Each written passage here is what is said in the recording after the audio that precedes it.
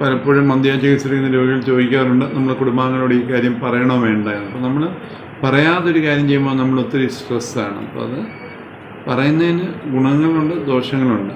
നമ്മൾ പറയുമ്പോൾ നമ്മൾ പലപ്പോഴും നമ്മൾ വീട്ടുകാരോട് പറയാതെ ഒളിച്ച് ചെയ്യുമ്പോൾ നമ്മളൊരു സ്ട്രെസ് ലെവൽ വരാറുണ്ട്. അപ്പോൾ അത് പറയുന്നതിനുള്ള ഗുണം നമുക്കൊരു ഇമോഷണൽ സപ്പോർട്ട് അവരുടെ തരും.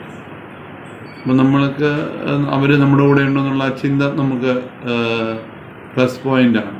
അവരുമായിട്ട് പ്രത്യേകിച്ച് അവർ അറിവുള്ളവരാണെങ്കിൽ നമുക്ക് അവരുടെ അനുഭവങ്ങൾ നമുക്ക് വഴികാട്ടിയാവും.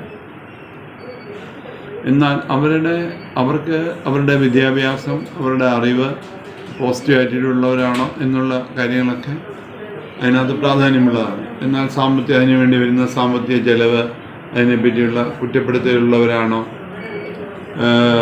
അവർ തൻ്റെ മക്കളെ ഓവർ പ്രൊഡക്റ്റ് ചെയ്യുന്നവരാണോ, തൻ്റെ പങ്കാളിയെ പഴിചാരുന്നവരാണോ എന്നൊക്കെയുള്ള കാര്യങ്ങളോട് നമ്മൾ ജഡ്ജ് ചെയ്യണം.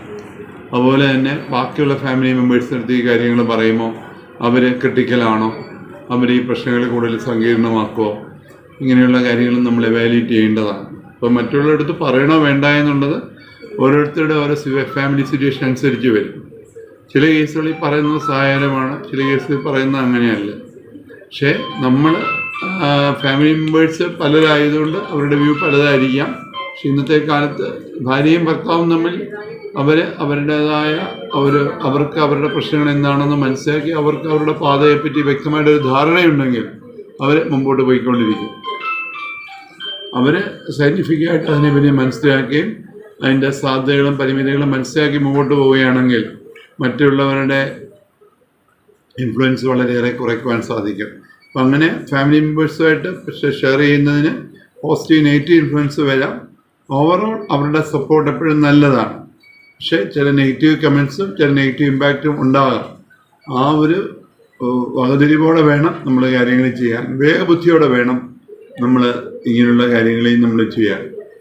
അവരോട് ആരോടും പറയാതെ ഇപ്പം പലപ്പോഴും ഇങ്ങനെയുള്ള ചികിത്സകളുണ്ടെന്നുള്ളത് വീട്ടുകാരറിയാതെ ഡോക്ടറെ കാണാൻ പോകുമ്പം ഒളിച്ച് നമ്മൾ വേറെ എന്തെങ്കിലും പോയിട്ട് അവരെ അങ്ങനെയുള്ള ഒരു സമീപനം കൂടുതൽ ചികിത്സ സങ്കീർണമാക്കുന്നത് നമ്മൾ കണ്ടിട്ടുണ്ട്. അതുപോലെ തന്നെ ചില കേസുകൾ ചികിത്സയുടെ ചെലവിനെ പറ്റിയും കുറ്റപ്പെടുത്തലുകളും ഇങ്ങനെ പോയിട്ട് ഫലമില്ല എന്ന് പറയുന്ന കമൻറ്റുകളും അവരെ തളർത്തുന്നതും നമ്മൾ കണ്ടിട്ടുണ്ട്.